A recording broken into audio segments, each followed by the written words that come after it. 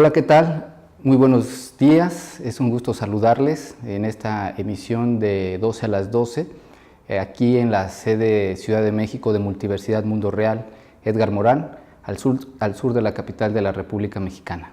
El día de hoy me encuentro con la presencia de la doctora Alí Ruiz Coronel, del C3, del Centro de Estudios de la Complejidad de la Universidad Nacional Autónoma de México. Me permitiré leer rápidamente la carta de vida de la doctora Ruiz Coronel para que la conozcamos más ampliamente. La doctora Alí Ruiz Coronel estudió antropología en la Escuela Nacional de Antropología e Historia, obtuvo los grados de maestra y doctora en el Instituto de Investigaciones Antropológicas de la Universidad Nacional Autónoma de México, se ha desempeñado como docente en la Escuela Nacional de Antropología e Historia y el Instituto de Investigaciones Antropológicas de la máxima casa de estudios, la UNAM. Ha sido investigadora en el Instituto Nacional de Antropología e Historia, el Instituto de Investigaciones Antropológicas y en la Comisión Nacional para el Desarrollo de los Pueblos Indígenas. Su experiencia con organizaciones de la sociedad civil incluye trabajo con Étnica, Reintegra y Circo Volador en México, Gente de la Calle en Chile, Moradores de Rúa en Brasil, The Teen of Hope en Bulgaria, SAMU Social en Rumania y Crisis en Inglaterra. Actualmente se encuentra adscrita al Centro de Ciencias de la Complejidad de la Universidad Nacional Autónoma de México, donde es parte del grupo de investigación multidisciplinaria, teorías, métodos y modelos de la complejidad social. Sus temas de interés son sistemas complejos, antropología aplicada, población vulnerable y situación de la calle. Doctora, un gusto. Hola, mucho gusto, buenos días. Muy buenos días, bienvenida aquí a Multiversidad Mundo Real. Doctora, quisiera iniciar esta charla, esta plática con usted. Pues primeramente tuve la oportunidad de realizar ahí algunas preguntas y quisiera iniciar por ahí. Claro, con mucho gusto. Primeramente, ¿cuál es el asunto en que se ha centrado su investigación en los últimos años? ¿Cuál es esa parte toral? Yo, digamos, hago muchas cosas, pero como generalmente lo sintetizo, es como políticas públicas aplicadas a población vulnerable, lo que se conoce en antropología como antropología aplicada, que es una, digamos, muy vieja tradición de la antropología mexicana, específicamente de la Escuela Mexicana de Antropología Social, que es la preocupación por incidir en políticas públicas, es decir, no solamente describir un fenómeno, ¿no?, sino proponer, digamos, algunas intervenciones desde el punto de vista del gobierno. No siempre se cumplen, desafortunadamente, pero creo que sí es muy importante que las ciencias sociales contribuyan no solo con las descripciones de los fenómenos, que es lo que tradicionalmente hacemos mucho los antropólogos, sino sobre todo con propuestas, ¿no? Porque, y bueno, últimamente, de acuerdo a los fenómenos que estudio, creo que la sociedad civil tiene un papel muy importante en la solución de muchos problemas. Hay muchos fenómenos en México que es la sociedad civil, no el gobierno, quien los resuelve en el día a día, ¿no? Digamos, dando la cara, etcétera. Entonces, una corresponsabilidad entre la sociedad. Yo creo que no tanta. Yo creo que en muchos temas es verdaderamente la sociedad civil quien se encarga, ¿no? Incluso a veces no solamente con falta de colaboración del gobierno, sino a veces en contra del gobierno, ¿no? De que, digamos, falta apoyo, se ponen trabas para hacer cosas que son útiles, etcétera. Entonces, parte de mi trabajo recientemente, por eso en la carta de vida que envié ponía lo de el vínculo con la sociedad civil, consiste en esto creo que desde la academia, digamos, tenemos muchas ventajas en cuanto a la posibilidad, obviamente, de desarrollar conocimiento y acercarnos. Entonces, creo que eso implica una responsabilidad de asesoramiento de la sociedad civil, de, digamos, sistematizar sus metodologías. Entonces, la sociedad civil tiene siempre el problema de buscar recursos económicos, ¿no? Y normalmente tienen poco personal, digamos, muy capacitado, muy entrenado, muy especialista, pero muy poco, ¿no? Porque para pagarles es difícil, etcétera. Entonces, creo que desde la academia, por ejemplo, dirigiendo tesis de los estudiantes a temas que la sociedad civil trabaja, se puede hacer una buena sinergia y en realidad creo que es una forma muy directa de hacer cambios en la sociedad, apoyando a la sociedad civil, que lo hace, ¿no?, de por sí, solamente más sistemáticamente, digamos. Complejidad social. Ajá. ¿Qué entendemos por complejidad social, doctora Ruiz? Bueno, la complejidad siempre es muy difícil de definirse, ¿no? Claro. Yo lo que siento es que en realidad es algo que desde lejos o desde la forma externa se ve a veces como con un, no sé, halo de misterio y la gente piensa que la complejidad es algo un poco esotérico, algo así, ¿no? Y yo creo que en realidad la complejidad, al menos en el tema social, es algo muy natural, algo a lo que realmente enfrentamos todo el tiempo, que es un componente de los fenómenos en sí mismos. Entonces, yo llegué a la complejidad, digamos, siento, esta es mi opinión, ¿ok? Claro. Solamente voy a decirlo no como un dogma, sino como mi opinión. Yo veo que hay dos caminos de la complejidad. Uno que viene, digamos, desde la filosofía, más epistemológico, filosófico, y el otro que viene, digamos, del estudio de los fenómenos, y que al estudiar los fenómenos reales, digamos, empíricamente comprobables, las herramientas analíticas no alcanzan. Entonces uno tiene que, por necesidad explicativa de los fenómenos, por necesidad de actuar, pues integrar distintos puntos de vista, buscar la interdisciplina y después la transdisciplina, porque el fenómeno mismo lo exige y, digamos, las acciones que uno quiere implementar lo exigen. Entonces, mi camino fue al principio completamente autodidacta en la ENA, leyendo lo que uno podía y tal vez haciendo una lectura no muy coherente ni muy cierta, ¿no? Y después estudié partes de la maestría que se llama de Dinámica No Lineal y Sistemas Complejos en la Universidad Autónoma de la Ciudad de México, que como se pueden imaginar a través del nombre, pues es una complejidad que viene de la física y de las matemáticas. Y ya después encontré este espacio en el Centro de Ciencias de la Complejidad, y lo que le define yo creo que es el vínculo con lo empírico, ¿no? La necesidad de transformación de la realidad, etcétera. Obviamente por esta razón la interdisciplina y la transdisciplina. Y yo creo que, digamos, en lo que yo hago, que es intentar hacer políticas públicas, creo que esta característica fundamental de ver que los fenómenos están en constante transformación y que por lo tanto el estudio y después lo que uno quiere aplicar sobre los fenómenos tiene que ser, digamos, suficientemente flexible para adaptarse y adecuarse a los cambios. Entonces creo que cosas que definen a la complejidad social sería esto, o sea, la transdisciplina, la adaptabilidad, el cambio, básicamente creo que... No quiero meterme con el concepto de emergencia, que es lo que todo el mundo...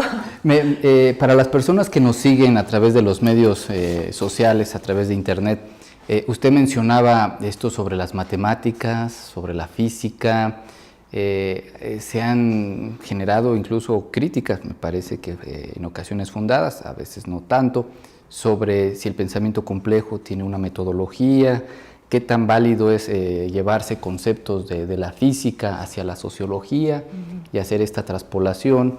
Pero ¿usted cómo define la transdisciplina? Porque efectivamente entre la formación y el instrumental que utilizamos para poder comprender un fenómeno o estudiarlo, involucramos varias ciencias del conocimiento, ¿no? Varios saberes en este caso.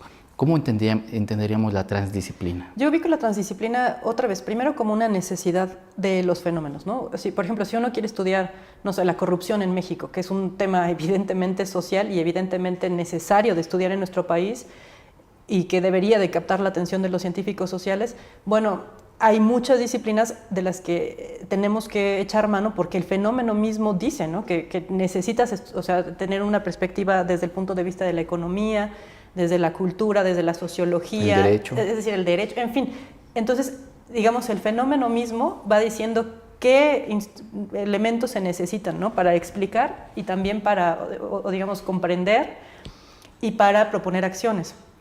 Entonces, yo creo que la transdisciplina es un enfoque que surge de esta necesidad de que los fenómenos son complejos, es decir, no son fenómenos que se puedan acotar desde el campo de una disciplina y sería falso, bueno, siempre ha sido solamente analítico, pero en realidad es insuficiente, ¿no? Entonces creo que ya las nuevas generaciones y los científicos que trabajamos, por ejemplo, en este tipo de lugares como el C3, que son lugares así, pero inminentemente transdisciplinarios. Hay científicos de todas las disciplinas científicas y de todos los, digamos, hay desde los más ortodoxos físicos hasta antropólogos, ¿no? Entonces, lo interesante es que lo que nos une son los intereses comunes por los temas. Entonces, yo creo que la transdisciplina es generar un lenguaje común que sea el puente que imbrica una disciplina particular con la otra. Es decir, yo soy antropóloga y como leyeron en mi carta, o sea, soy antropóloga, ¿no? Lo que parecería opuesto a una perspectiva transdisciplinaria, porque entonces si pienso en la transdisciplina, ¿por qué soy antropóloga, ¿no? Pero yo creo que, por ejemplo, la antropología en realidad es en sí misma la ciencia del hombre, entonces casi por definición es ilimitada, ¿no? Y cuando uno ve un problema, yo no me quiero convertir en un físico para entenderlo, para matematizarlo, ¿no? Sino lo que necesito es ver qué me demanda el problema y después buscar a alguien que tenga el mismo interés y entonces generar un lenguaje común que nos permita acercarnos al fenómeno con mucha honestidad, digamos, con mucho respeto por el conocimiento que se produce desde una disciplina distinta y que aporta, ¿no? Entonces, desde mi punto de vista, para mí la transdisciplina no es, digamos, la desaparición de las disciplinas particulares, sino más bien es su imbricación a través de intereses comunes y de un lenguaje común, que yo creo que este lenguaje común lo proveen, sí, las matemáticas un poco, y sobre todo ahora las ciencias de la computación. Es decir, hay muchas cosas que tanto los científicos sociales como los más duros, digamos, podemos entender, por ejemplo, en una modelación con agentes, etcétera, ¿no? Entonces, estos son una nueva caja de instrumentos que provee la complejidad y que facilita la interacción. Mire que cuando comentaba usted esto de la corrupción, que a mí me da la impresión que es un problema inherente, no sé si a todo el mundo, pero por lo menos en América Latina tenemos casos muy presentes, se me vino a la mente la pobreza, como ese fenómeno multidimensional. Hace poco el Coneval dio a conocer ahí algunos datos sobre la pobreza, lo mismo el INEGI, que son instituciones en México que se encargan de medir y sacar estadísticos, específicamente en la encuesta ingreso-gasto, y que han tenido diferendos en los últimos años. Específicamente con el tema de la pobreza, sabemos que es un fenómeno multidimensional. Ahorita vamos a platicar de las personas en condición de calle, si es un eufemismo con el que se le ha manejado a estos seres humanos que en opinión de muchos se les ha dejado a su suerte por parte de las instituciones, incluso de la sociedad misma, y también la indigencia, ¿no? Que también se dice una forma muy eufemista de manejar el término. ¿Por qué la sociedad, y esa me lleva a la pregunta de por qué la sociedad tiende a invisibilizar este problema de las personas desamparadas en grado tan extremo que no tienen domicilio y sobreviven en las calles, doctora Ruiz? Bueno, justamente se acaba de publicar un libro que se llama así, Los Invisibles, niños, niñas y adolescentes en situación de calle. Porque sí, efectivamente en eso consiste, en hacerlos invisibles.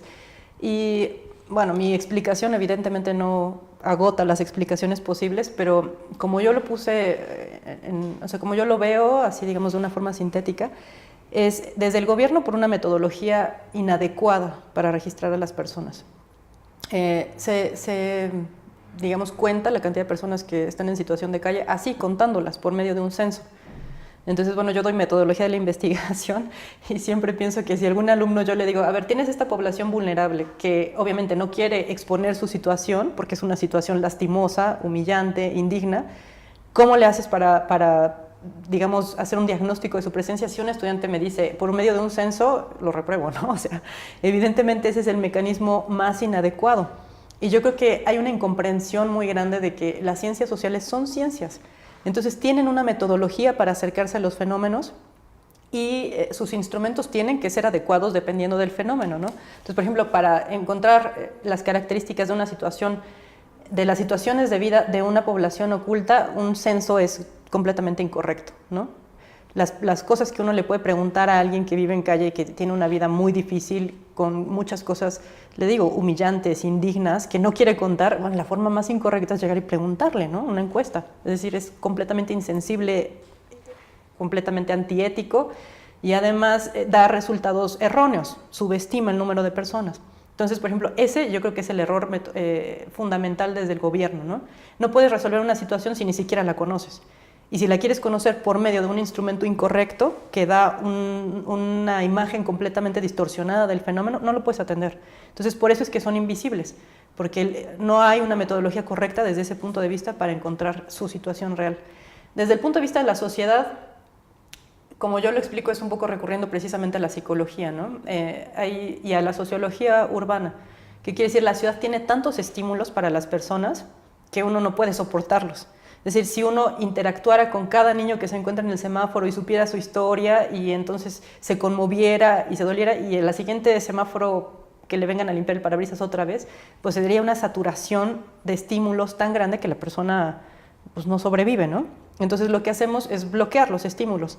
Es decir, esa percepción que tienen en provincia de que los chilangos urbícolas somos insensibles, vamos con la prisa, es verdad. Es decir, sí es cierto que en una sociedad y en una ciudad que sobreestimula a la persona se vuelve un poco insensible, ¿no? No puede responder a todos los estímulos. Digamos, subimos el parámetro de lo que nos conmueve y de lo que nos causa dolor, o etcétera. Los umbrales, ¿no? Llamados. Claro, sí, realmente los umbrales suben, ¿no? Entonces, por ejemplo, el fenómeno de calle es un fenómeno eminentemente urbano. ¿Por qué? Porque en las sociedades rurales la gente convive constantemente en relaciones de larga duración. Entonces conoce a la persona y es muy difícil que si alguien sabe, por ejemplo, que el papá le pega a la niñita hasta dejarla tirada en el piso, no llegue un vecino o una tía que le diga, ya, hasta aquí, ¿no? Yo me la voy a llevar. Pero en la ciudad las interacciones que tenemos son muy rápidas, son muy breves y muy superficiales. Entonces en realidad no sabemos y no nos corresponsabilizamos de lo que le pasa al otro, ¿no? Nos insensibilizamos. Entonces esas son las razones. ¿Es como un fenómeno de cauterización social? Claro, sí, exactamente. Exactamente es así, ¿no? Pues sí, no poder reaccionar profundamente a todas las cosas porque son cosas muy tristes. Y digamos, estamos hablando de una problemática que para quienes vivimos en la ciudad es muy común, sabemos que tiene una dimensión muy grande, etcétera, pero en realidad son muchas las problemáticas a las que nos enfrenta la ciudad. Entonces, si reaccionáramos realmente a todas, pues sería básicamente insufrible. Pero entonces esto pone de manifiesto, doctora Ruiz Coronel, el fracaso de las políticas asistenciales, no solamente del gobierno en turno, sino de otras administraciones, porque al parecer seguimos reproduciendo, el INEGI daba a conocer hace poco algunos estados que han disminuido el número de pobres, por así decirlo, porque me da la impresión que pobreza y gente en condición de calle o gente en la calle, pues va de la mano, ¿no? Aunque aquí puede haber sus asegúnes, ¿no? Pero usted mencionaba políticas públicas. Para mí las políticas públicas son la acción de gobierno. Sí, sí. Entonces, ¿qué hemos dejado de hacer tal vez en América Latina? Porque bueno, hace poco estuvimos en Guatemala, en Colombia, y también pues es un fenómeno muy consustancial a todos los estados-nación, ¿no? Particularmente el caso que yo conozco es América Latina. Bueno, precisamente ahí es donde aplica muy bien el término de complejidad, ¿no? Justamente una política pública simple, o poniendo simple a complejo, es una política asistencialista. Es decir, pensar que el otro lo que tiene es que le falta algo, ¿no? Le falta casa, o le falta comida, o le falta educación. Entonces, eso es ver el fenómeno como si fuera el resultado de la carencia de una variable. Digamos, totalmente una perspectiva simple, ¿no? Desde el punto de vista complejo, la situación de calle es la interacción de muchos fenómenos que se retroalimentan. Entonces, no basta ser pobre, ¿no? Es el conjunto de condiciones interactuando que provocan la expulsión total, ¿no? La marginalidad en su punto más extremo, pero no solamente es la carencia material, es todo, ¿no?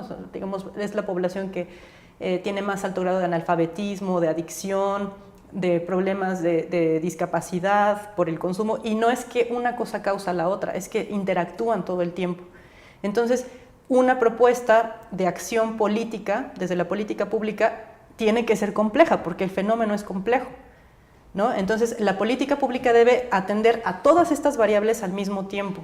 Es decir, no es darle la casa a la persona, por ejemplo, un albergue para que pase la noche. Con eso no se resuelve el problema, porque es otra vez suponer que le falta una cosa y si se la das, ya, ¿no? Eso es asistencialismo. Lo que yo considero que es una política pública desde el punto de vista complejo es volverle al ser humano su dignidad adaptativa. Es decir, que la propia persona sea capaz de generarse un proyecto de vida y de buscarlo. Entonces, desde el punto de vista de la complejidad, el fenómeno no es un fenómeno individual, digamos, como nos gusta pensarlo, ¿no? Que pues, les gusta la calle ahí están bien, ganan dinero muy fácil, sino que es desde el punto de vista de la complejidad. Los sistemas abiertos son sistemas que interactúan con el entorno y el entorno es una parte determinante.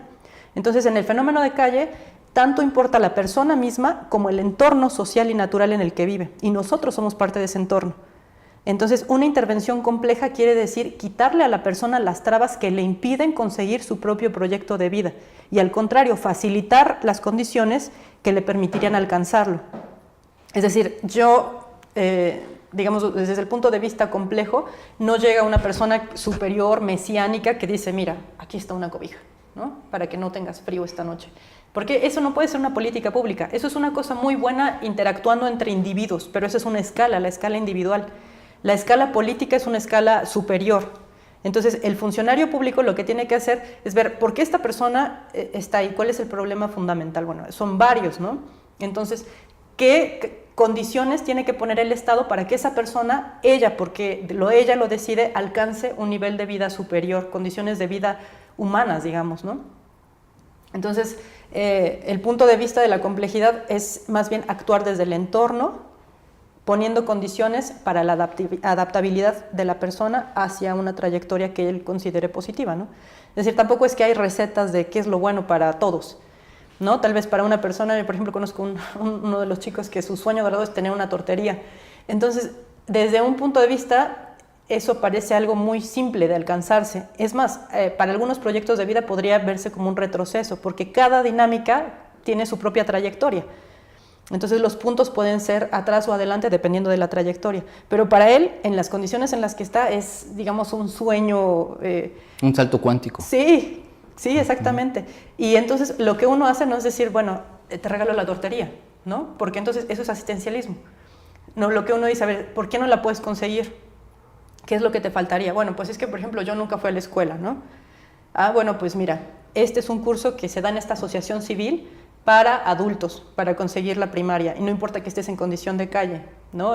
Vienes cuando quieras, haces los exámenes en línea, etcétera, etcétera. Es decir, es poner las circunstancias para que esa persona consiga su proyecto, facilitándole las relaciones con el entorno que serán favorables para la consecución de ese proyecto.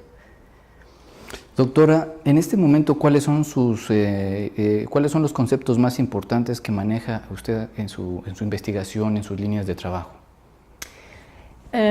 Tal vez va a ser un poco decepcionante, pero no, yo en realidad creo que mi investigación, yo estudié filosofía originalmente, ¿no? Entonces una cosa con la que me peleé mucho de la filosofía es que yo pensaba, si uno, que no es mi caso, pero o sea, si uno es muy listo en filosofía puede tener mucho éxito, porque la validez de la filosofía son los conceptos.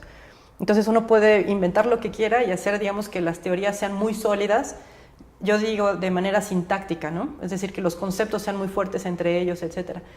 Y entonces, la razón por la que decidí dejar la filosofía y dedicarme a la antropología social es justo porque creo que tiene que ver con mi personalidad y con mi historia de vida, etc.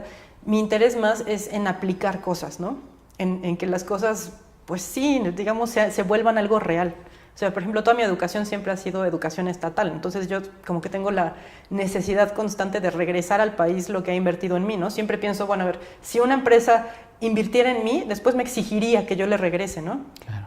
Entonces, mi país ha invertido en mí muchísimo, siempre he sido así total beca del CONACYT desde casi el kinder, ¿no? Entonces, mi tesis de licenciatura, de maestría, de doctorado. Y yo creo que es muy importante eso, que uno tenga el compromiso de que lo que aprendiste no sea solamente para el beneficio personal de tu ego intelectual o del orgullo de tu gremio, etcétera, ¿no? Sino que se vuelva algo concreto para la sociedad que te está manteniendo. Entonces, tal vez mi trabajo realmente, es más, casi creo que evado un poco la teoría y digamos, la discusión muy conceptual, porque creo que la antropología, por ejemplo, ha sufrido mucho por eso. Si uno lee antropología, hay libros y libros y libros sobre la discusión del concepto cultura, por ejemplo, ¿no? Y realmente yo pienso, bueno, ¿y qué, no? Eso lo pueden hacer los filósofos. Entonces nosotros más bien tenemos una obligación, desde mi punto de vista, de actuar. Por eso me dedico más a la antropología aplicada, a la antropología que en la medida de lo posible, generalmente los cambios son muy lentos y muy pocos, ¿no? Y a veces es un poco decepcionante y frustrante, pero yo trato de evadir incluso, le digo, la parte conceptual, porque además trabajo con muchas personas de otras disciplinas, físicos, matemáticos, etcétera. Entonces creo que esta construcción a veces no aporta, ¿no? Al contrario, dificulta la comunicación. Entonces, últimamente, pues, más bien hago cosas teóricamente de muy poco nivel, pero con mucha más énfasis en que sean aplicadas. Claro. Quisiera yo regresar por un momento a este concepto de personas en condición de calle, el término de indigencia. En México, 125 millones de habitantes aproximadamente. Platicaba hace algunas semanas con un colega que la segunda ciudad fuera de México, bueno, la segunda ciudad con mayor número de mexicanos, me parece que después de la Ciudad de México, son Los Ángeles. Es interesante que se encuentra fuera del territorio nacional, cifras más, cifras menos, parece que tenemos 40 millones de connacionales en la Unión Americana, algo que pues no nos debe en muchos aspectos de enorgullecer, porque son mexicanos que han salido del territorio nacional buscando mejores condiciones de vida, específicamente para ellos, sus familias. Este fenómeno o esta situación en condición de calle, ¿qué tan, tratándolo de ver en una justa dimensión, nos debiera de preocupar? Tal vez soy la persona incorrecta para responder eso, porque evidentemente es un tema que a mí me apasiona, ¿no? Entonces yo diría que nos debería de preocupar mucho. Tal vez desde un punto de vista sociológico, cuantitativo, estadístico, en realidad, como usted dice, tal vez los números no son tan grandes comparado con el tamaño de la ciudad. Por un lado, porque están mal contados, como decía desde el principio. El instrumento que utiliza el gobierno es el conteo, y es un instrumento incorrecto, ¿no? Entonces yo propuse desde hace mucho tiempo que se lleve a cabo un sistema de información, que es quienes trabajamos con las personas en situación de calle, específicamente la sociedad civil, saben exactamente cuáles son las rutas en este nomadismo en el que viven las personas, en donde transcurre su existencia, ¿no? Entre las salas de urgencia de los hospitales públicos, en donde los pueden llevar, visitas a la sociedad civil, ministerios públicos, etcétera. Entonces lo que yo proponía era levantar un sistema de información donde haya verdaderamente información sobre su vida a lo largo de un periodo, no por una noche que sales y cuentas cuántos encuentras, ¿no? Sino realmente durante un periodo, por ejemplo, de un año, saber cuántos están en esa situación. Hay mucha gente, por ejemplo, que ni siquiera parece gente de situación de calle, ¿no? Porque no quieren parecerlo, entonces van a las instituciones, se bañan, desayunan. Obviamente ellos todos están subrepresentados, no aparecen en el censo, porque el criterio que se utiliza es que al que levante el censo, pues la persona le parezca que está en situación de calle, ¿no? ¿Cómo se define una persona en situación de calle? Es una persona que lleva a cabo todas sus actividades de supervivencia en el espacio público porque no tiene otra alternativa. Ajá, o sea, no es, por ejemplo, que un amigo mío se emborrache y se quede en un parque un día, ¿no? Eso no lo pone en situación de calle en realidad, sino que es una forma de vida porque la persona considera que no tiene otra alternativa, ¿no? O porque no la tiene en realidad. ¿Indigencia y condición de calle serían sinónimos? Indigencia es una manera, digamos, un poco antigua de llamarlo, y se ha dejado de utilizar por el contenido peyorativo que tiene. Indigente viene su etimología es indigere, es decir, el que no tiene, el que carece, el que le falta algo. Entonces, se utiliza el concepto de situación de calle porque indigente caracteriza, describe, adjetiva a la persona en sí misma.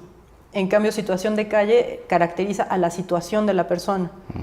Entonces, por ejemplo, cuando uno dice es un indigente, pues está hablando de la persona y lo está adjetivando, ¿no? En cambio, cuando dice esa persona se encuentra en situación de calle, digamos, independiza a la persona, su historia de vida, su moralidad, su ética, etcétera, de solamente la circunstancia en la que vive. Entonces, que en los dos casos es dramático. Sí, claro, pero digamos la forma de llamarlo, ¿no? Es un poco como, no sé, esta cosa de llamar a alguien indio, que tiene, digamos, un buen de connotaciones otra vez despectivas, erróneas, incluso geográficamente, etcétera, a utilizar la forma en la que la persona se autodenomina, ¿no? Como pueblos indígenas, etcétera. Recuerdo este juego de palabras de niños de la calle o niños en la calle, ¿no? Ajá, sí, bueno, eso, incluso hay países en los que todavía se hace esa diferencia.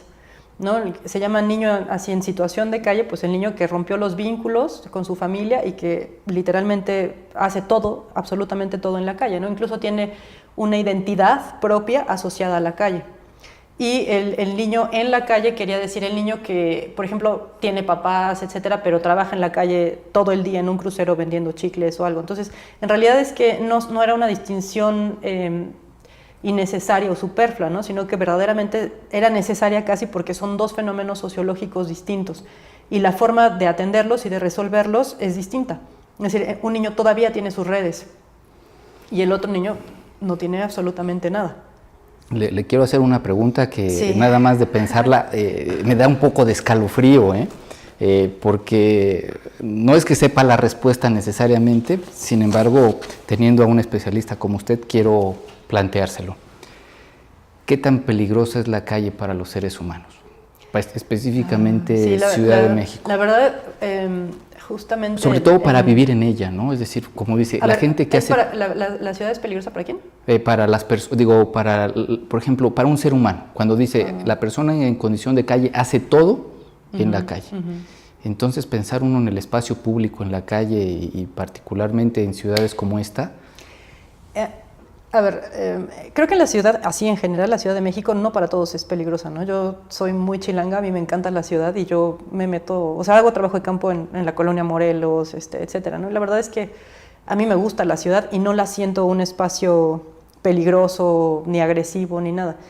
Pero la gente que vive en situación de calle vive la ciudad de otra manera completamente distinta, ¿no? Eso. Entonces hay, creo que, muchos modos de habitar la ciudad, muchos modos de vivirla, muchos modos de disfrutarla y muchos modos de sufrirla también. Entonces, yo creo que claramente, pues sí, la peor parte la lleva la gente que vive en situación de calle. ¿Por qué? Porque ellos están en una constante pelea por el espacio público porque lo vuelven privado.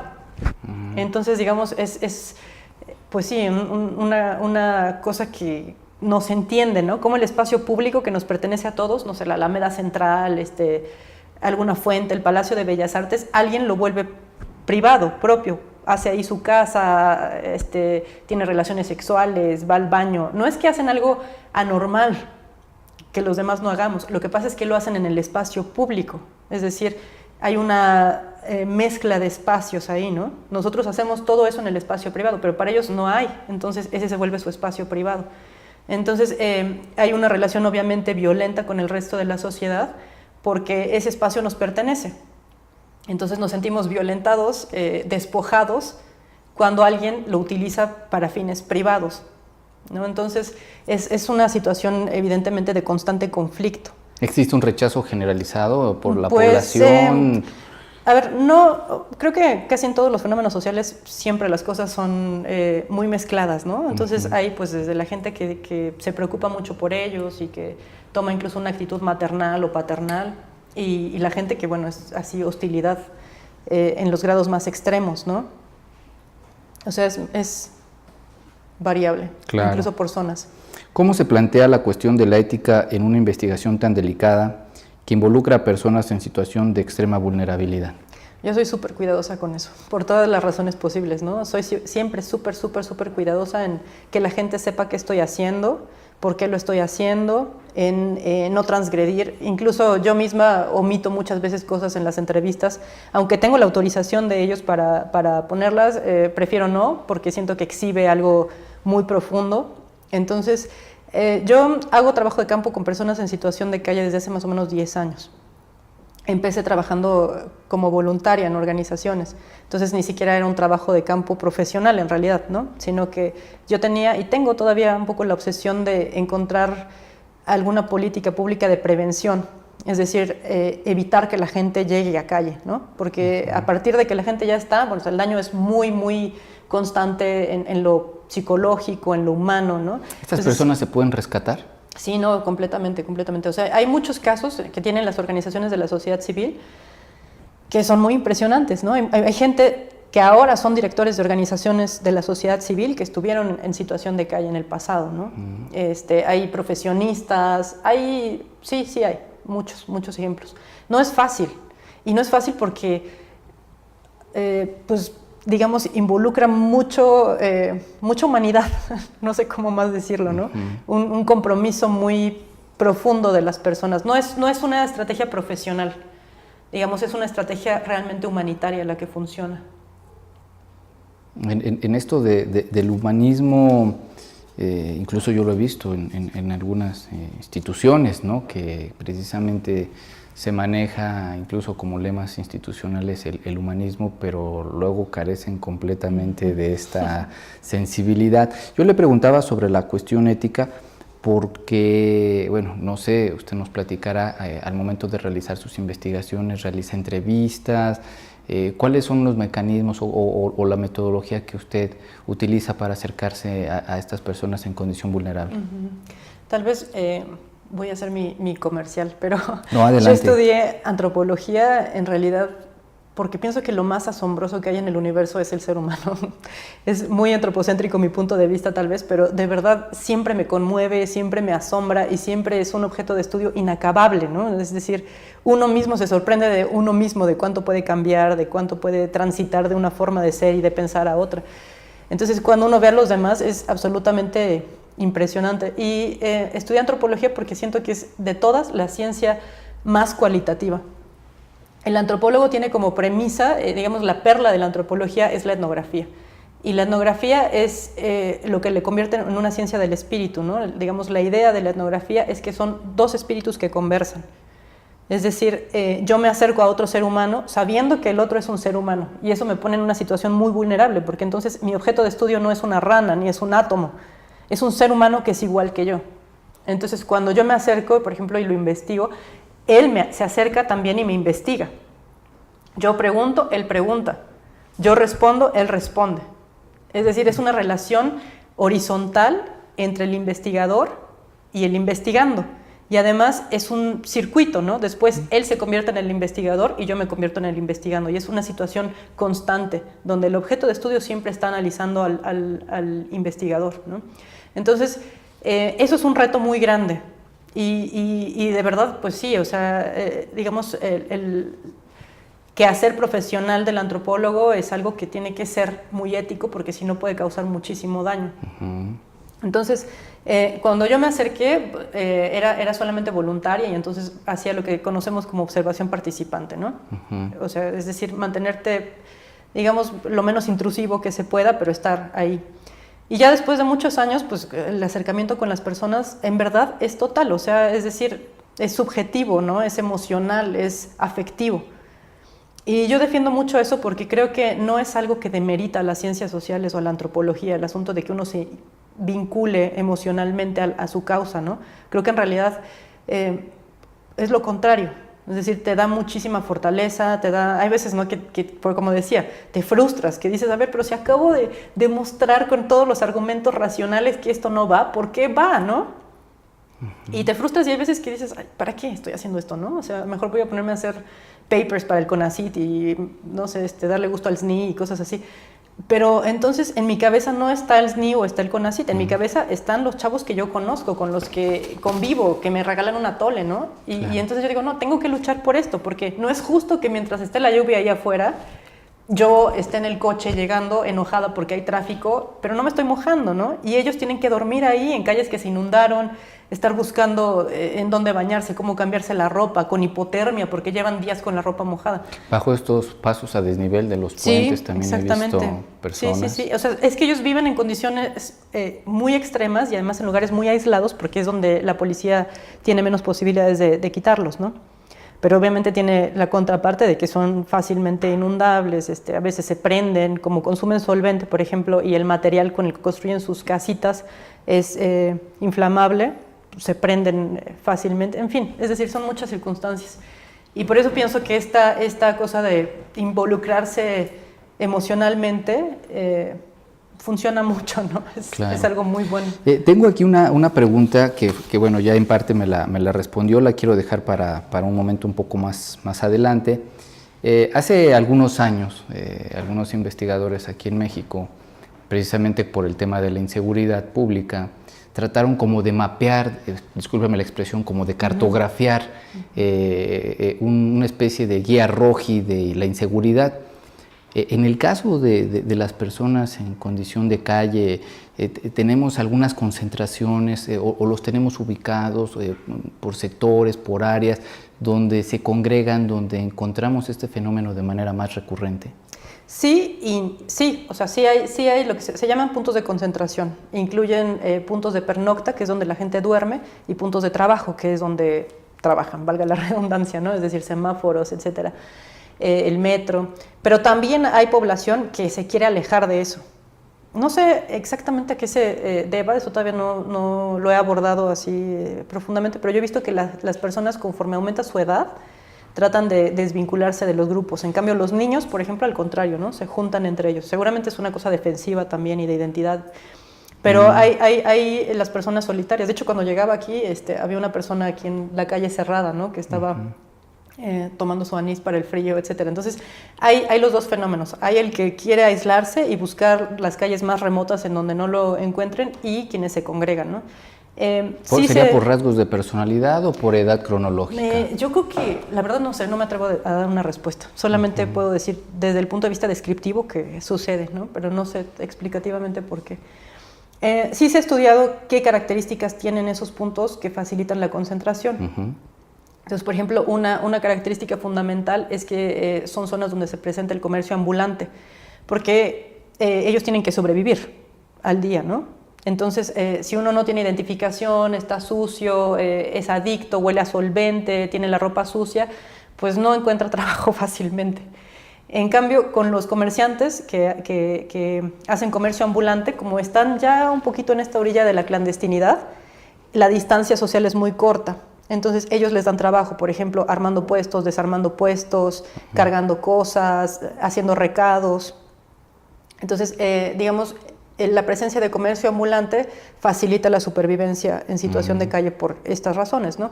Además, la gente, por ejemplo, les paga a veces en dinero y muchas veces en especie, como por ejemplo un tamal, ¿no? Pones el puesto y entonces te regalan un tamal y un atole, etc. Entonces, la distancia social es menor y por lo tanto ellos naturalizan o toleran la presencia de personas en situación de calle.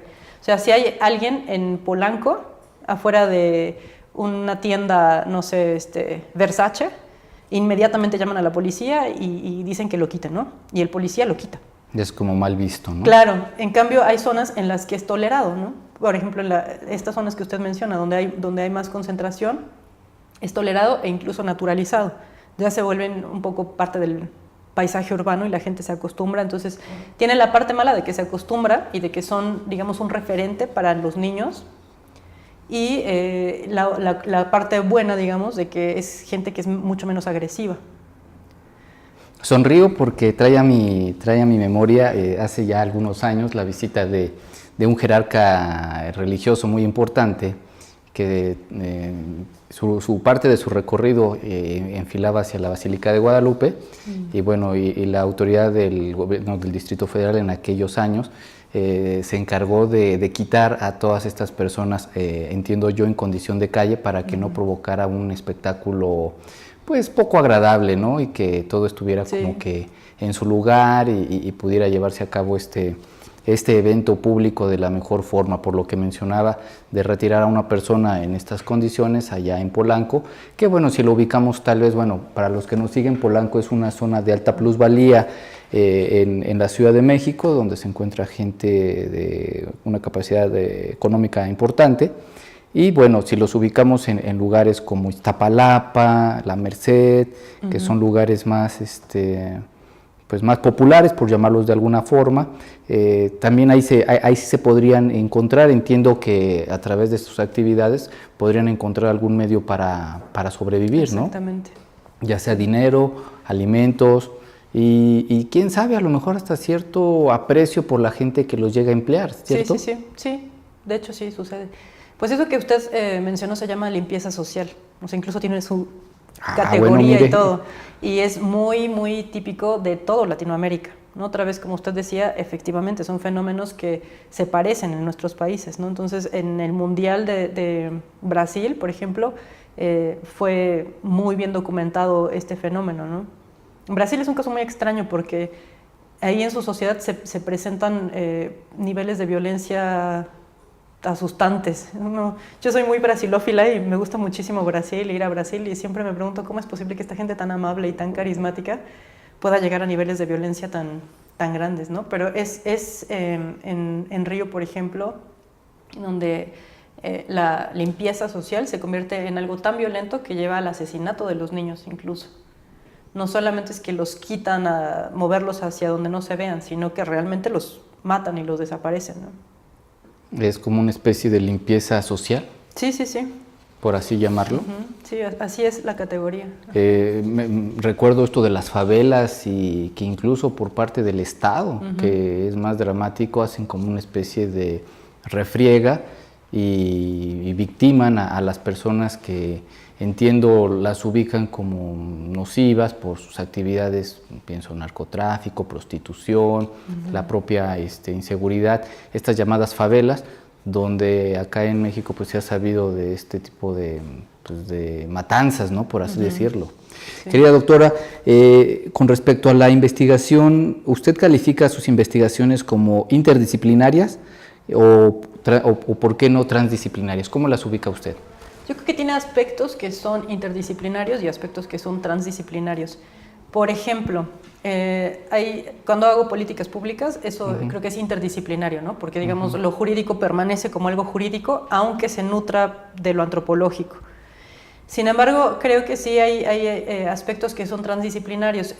Recientemente estuvimos trabajando con el tema de fragilidad. Fragilidad es un síndrome geriátrico. Es un síndrome y por eso es que es una enfermedad compleja, a diferencia de las enfermedades síndrome simples. Conjunto de signos y síntomas. Sí, pero digamos, es una cosa que no se puede ubicar en una parte, sino que, digamos, está dispersa en todo el organismo, ¿no? Entonces, se sabe, y hay mucha literatura en medicina geriátrica, que un adulto que envejece en condiciones adversas o, por ejemplo, que sobrevive a enfermedades crónicas como asma, etcétera, y cáncer o VIH, tiene una condición de fragilidad, quiere decir, es proclive a que un estresor lo colapse. Es este caso que cuando vemos a alguien que, pero ¿cómo si estaba muy bien, ¿no? Y lo operaron y se murió.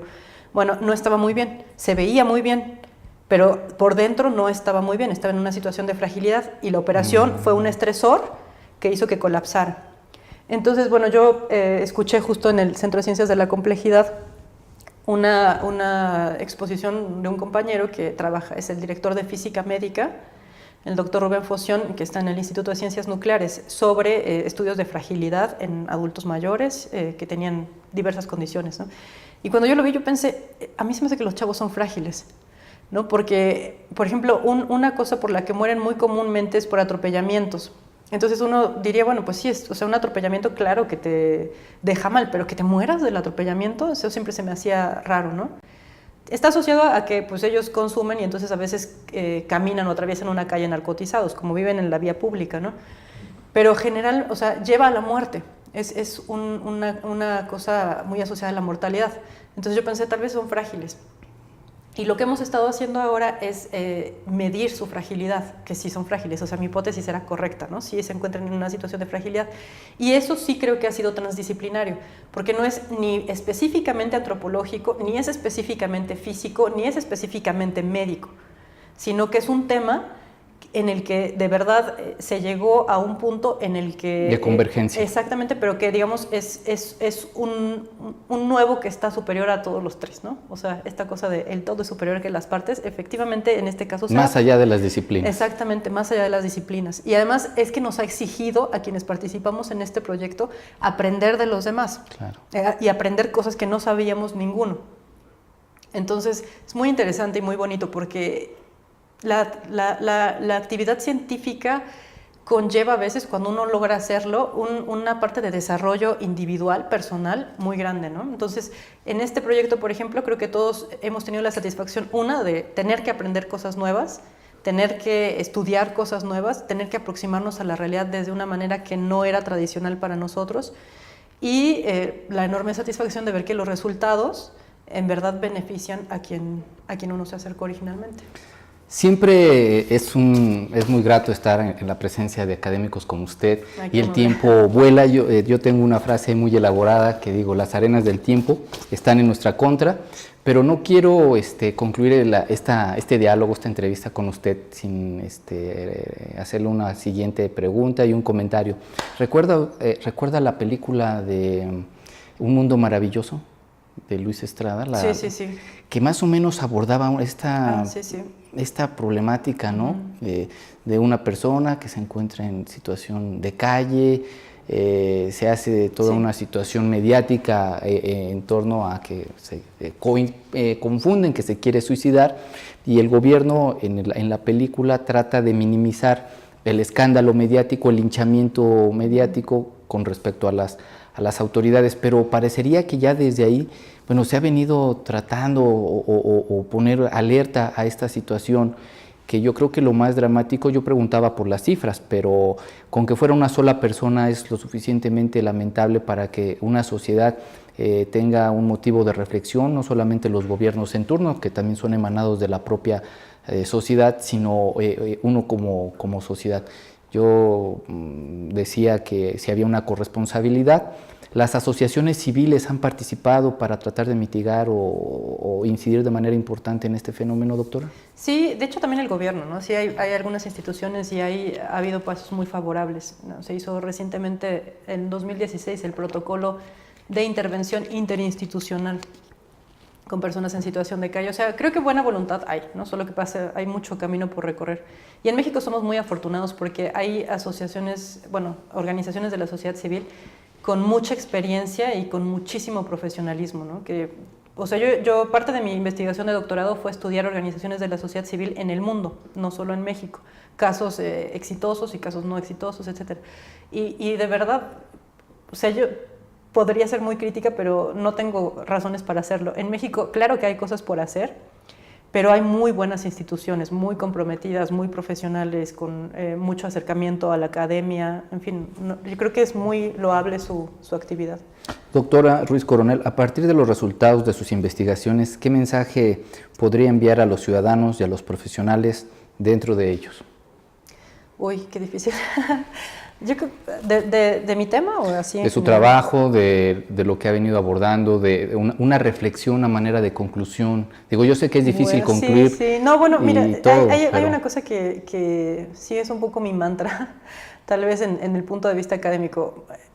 Casi que la vida de un académico no se puede distinguir lo personal de lo académico, ¿no? Se vuelve paulatinamente la vida porque es muy absorbente, etcétera. Y una cosa de la que yo he hablado, incluso en una ponencia en Alemania, en el Congreso de Ciencias Complejas, era en la necesidad de no huir de la ciencia generosa. Yo creo que el sistema nos lleva a ser egoístas, o sea, es decir, lo que se premia es el egoísmo, que escribas en tu cubículo, que publiques en tu cubículo, ¿no? Es decir, no importa si afectas o no afectas a la realidad, no importa si estás haciendo algo, en realidad cada vez eso más se evalúa como pérdida de tiempo, ¿no? Porque, por ejemplo, tratar de hacer una política pública, es decir, a millones de juntas con muchas personas, y quita mucho tiempo, ¿no? Entonces, todo ese tiempo no puedes hacer lo que el CONACYT evalúa como positivo, ¿no? No puedes hacer incluso lo que en tu propio instituto parece que es el trabajo serio, ¿no? Que es el trabajo egoísta, el trabajo del académico consigo mismo en su cabeza. Entonces, yo creo que tenemos que oponer una resistencia a eso. Es verdad que tienes que hacer un trabajo académico, sólido, teórico, con indicadores, etcétera, pero no solo eso, ¿no? Al final trabajamos porque hay un pueblo mexicano que nos paga para trabajar, entonces tenemos que regresar al pueblo mexicano, porque en México hay tantas cosas que resolver, hay tantas necesidades. Entonces, digamos, más que una sugerencia, yo diría que esa es mi posición y que creo que eso sería bueno incentivarlo en también los jóvenes, en los que se están formando como científicos sociales. Doctora Ruiz Coronel, ¿dónde la podremos seguir? ¿Su correo electrónico, sus redes sociales? Soy malísima con las redes sociales, pero sí tengo correo, por lo menos. Mi correo es, así como me llamo, Ali R de Ruiz, Coronel, @hotmail.com. Y pues no sé, eso es lo único que tengo, correo electrónico. No, pues suficiente. Yo le preguntaba porque para los estudiantes, las personas que nos siguen en medios sociales, en nuestras redes, tanto en México como en el mundo, seguramente disfrutarán como yo de esta charla con usted, doctora Ruiz Coronel. Bueno, pues con toda la disposición de establecer contacto con quien lo encuentre interesante. Pues muchas gracias, doctora, un placer. Mucho gusto. Y pues nosotros nos vemos, muchas gracias, nos vemos en un siguiente programa de 12 a las 12 aquí en Multiversidad Mundo Real. Edgar Morán. Hasta pronto.